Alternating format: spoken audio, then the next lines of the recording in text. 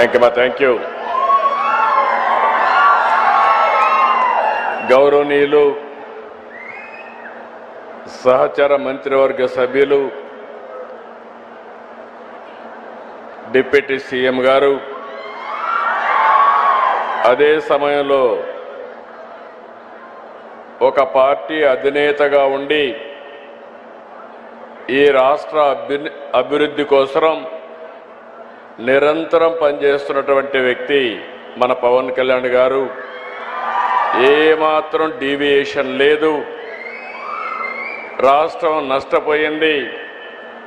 అమరజీవి పొట్టి శ్రీరాములు గారి యొక్క స్ఫూర్తితో ఈ రాష్ట్రానికి పూర్వ వైభవం తేవాలనే దీక్షతో నాకు పూర్తిగా సహకరిస్తున్నటువంటి పవన్ కళ్యాణ్ గారికి, అదే మరిగా బీజేపీ రాష్ట్ర అధ్యక్షులు గౌరవనీయులు మొన్నే రాష్ట్రమంతా తిరిగి అన్ని జిల్లాల్లో వాజ్పేయి గారి విగ్రహాలు పెట్టారు. మొన్నే ఇక్కడ కూడా 15 అడుగుల విగ్రహాన్ని ఏర్పాటు చేయించినటువంటి వ్యక్తి మాధవ్ గారు. గౌరవనీయులు ఈ ప్రాజెక్ట్ రావడానికి గట్టిగా కృషి చేసినటువంటి నారా లోకేష్ గారు, కేంద్ర మంత్రి పెమ్మసాని గారు,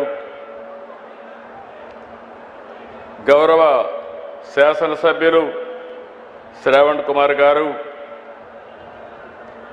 సహచర మంత్రివర్గ సభ్యులు నాదెళ్ల మనోహర్ గారు, కందుల దుర్గేశం గారు, సబిత గారు, నారాయణ గారు, టీజీ భరత్ గారు,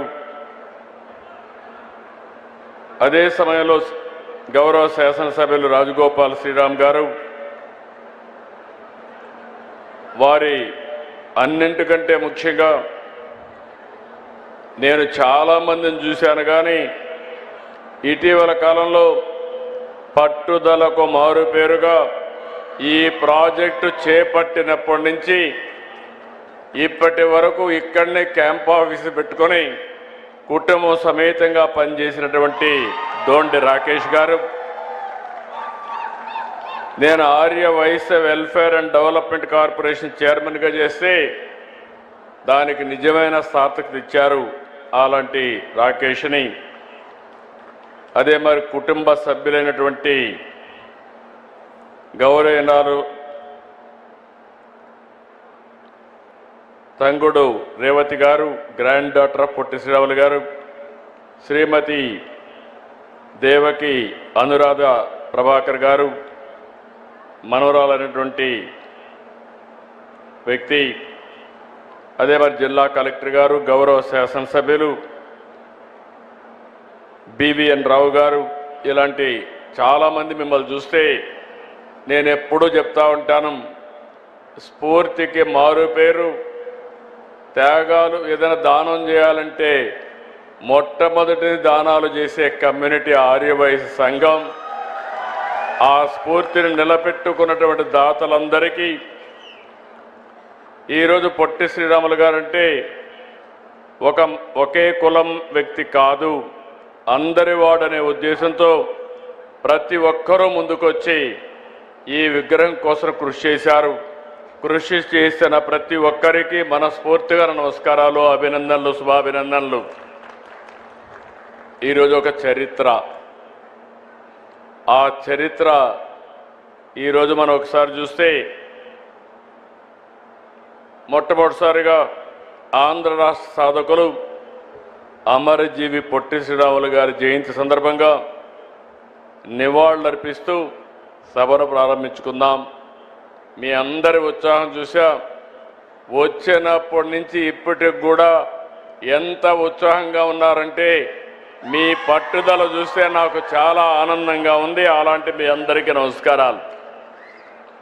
ఈరోజు విగ్రహం చూశాం, 58 అడుగులు, 58 రోజులు, ఇంకొక 48 అడుగులు ఎత్తు పెట్టారు, అంటే 106 అడుగుల ఎత్తు.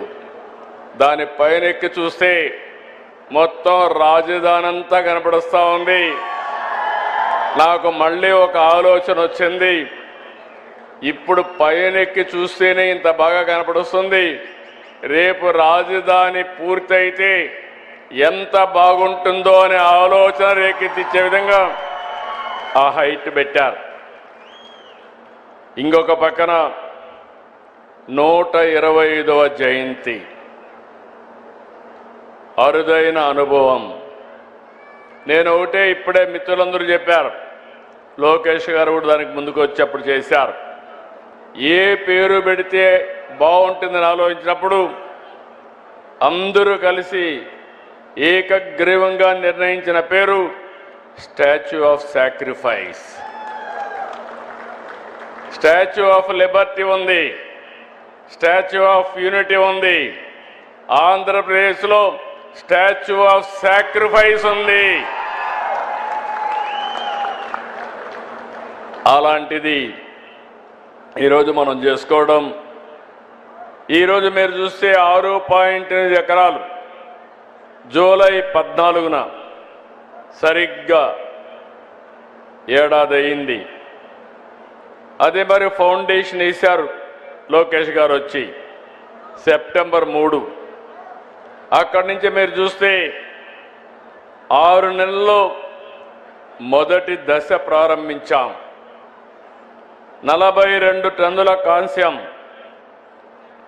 26 టన్నుల కాంస్యం, 42 టన్నుల ఐరన్ స్ట్రక్చర్, రాత్రింబగుళ్ళు పనిచేసిన కళాకారులు, వీళ్ళందరికీ మరొక్కసారి అభినందనలు, మనస్ఫూర్తిగా ధన్యవాదాలు. ఈరోజు మనం ఒక్క విషయం గుర్తుపెట్టుకోవాలి, కొత్త జనరేషన్ వచ్చారు. నేను కూడా 1950లో పుట్టాను. తర్వాత 2 ఏళ్లలో పొట్టి శ్రీరాములు గారు త్యాగం చేశారు.